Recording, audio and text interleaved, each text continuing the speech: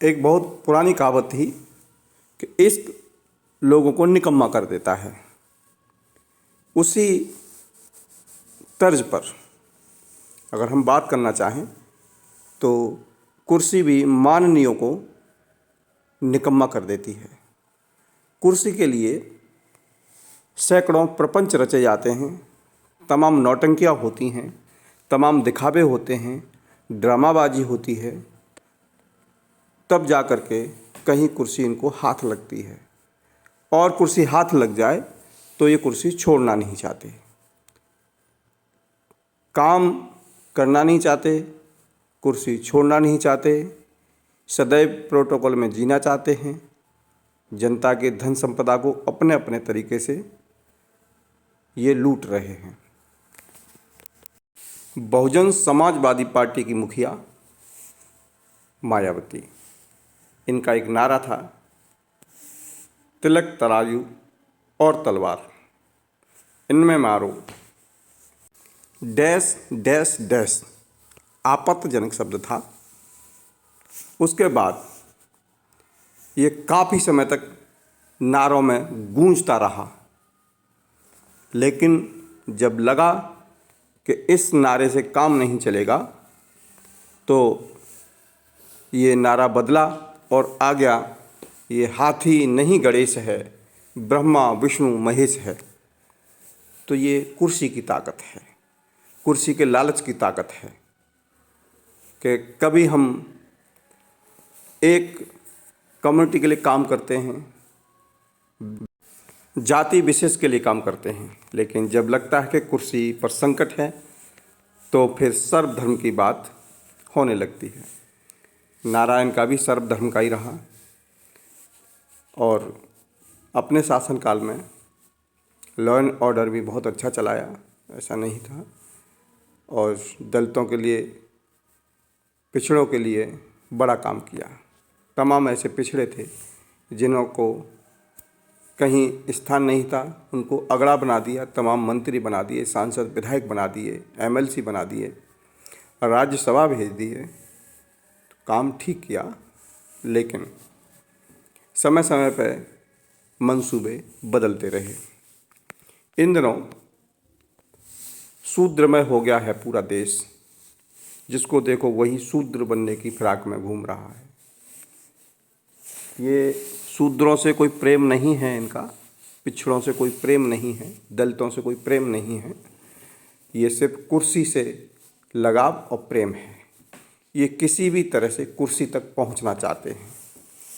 सैकड़ों प्रपंच रचते रहते हैं, सोचते रहते हैं कि क्या इस तरह का मुद्दा मिल जाए जो जनता में फेंक दिया जाए, उसके चिथड़े हों, उससे बदबू आए।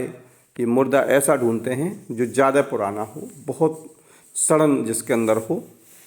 देश लगभग रामराज के आउटर पर खड़ा है, अब वहाँ से शूद्रमय हो गया है।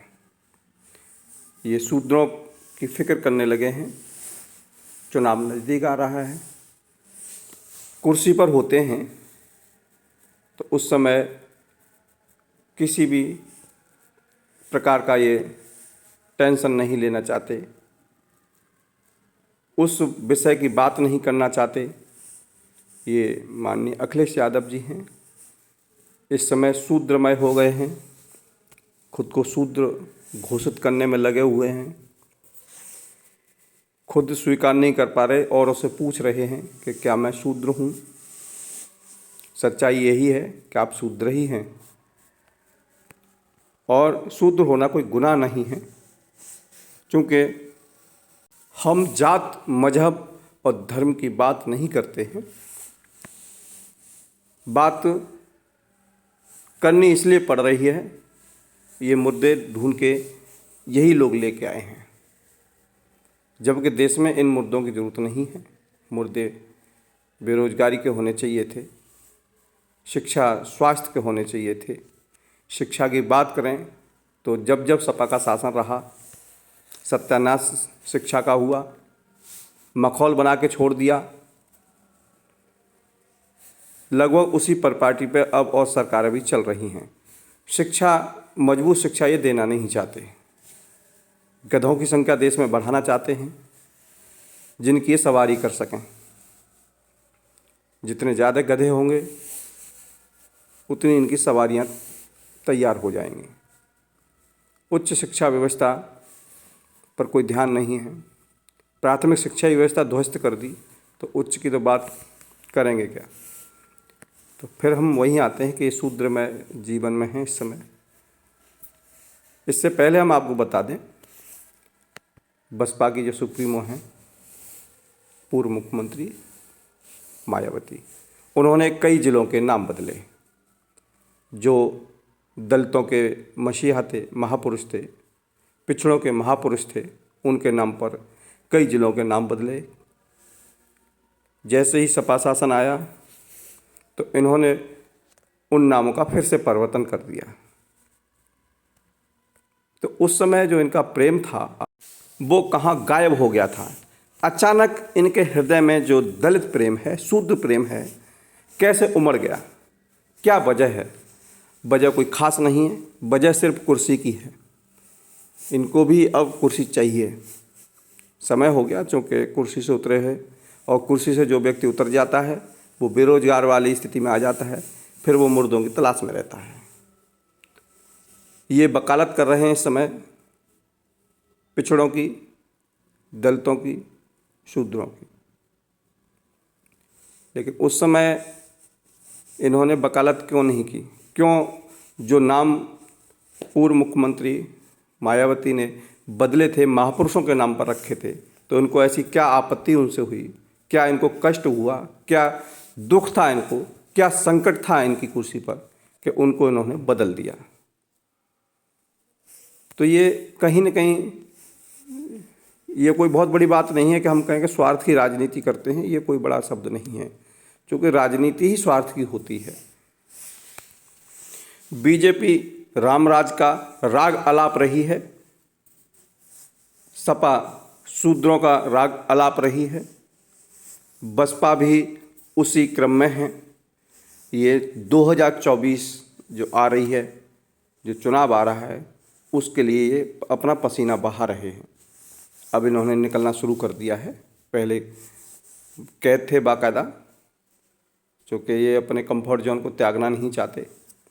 इनके हवाई सर्वेक्षण होते हैं और इनकी जो दृष्टि होती है वो अधिकारियों वाली दृष्टि होती है। जो चश्मा अधिकारी इनको लगा देता है, ये उसी चश्मे से देश को देखते हैं।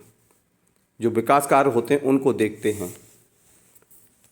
आज भी अगर हम विकास कार्यों की बात करें, विकास होते तो हैं, लेकिन चलते कितने दिन हैं इस पर कोई गौर नहीं करता। चलते इसलिए नहीं है कि 60,000 की नौकरी करने वाला बाबू 600 करोड़ का मालिक है। 60-70 हज़ार की तनख्वाह लेने वाला इंजीनियर करोड़ों का मालिक है। टूटी झोंपड़ी में रहने वाला जो समाज सेवी था, नेता था, चार्टर्ड प्लेन तक उनके पास है। इसलिए विकास ज़्यादा दिन नहीं टिकता। विकास जनता का कम, इनका ज़्यादा होता है, और ये किसी तथ्य छुपा नहीं है। अखिलेश यादव का जो शूद्र में प्रेम है, पिछड़ों का जो प्रेम है, वो देखते हैं कितने दिन और उमड़ेगा, क्योंकि अभी तो लबालब हैं प्रेम से। चारों तरफ देखो वही शूद्र में राग चल रहा है। खैर, ये अपना अपना व्यवसाय है, बिजनेस है। कैसे लोग उन कुर्सियों तक पहुंचते हैं, इस पर टिप्पणी ठीक भी नहीं है, क्योंकि हर आदमी अपना अपना दाव पेच हथकंडा अपनाता ही है। लेकिन देश की भलाई के लिए भी अगर विचार किया जाए तो उसमें भी कोई बुराई नहीं है, और ये सभी पार्टियों पर लागू होता है। केवल अखिलेश यादव ही जिम्मेदार नहीं है।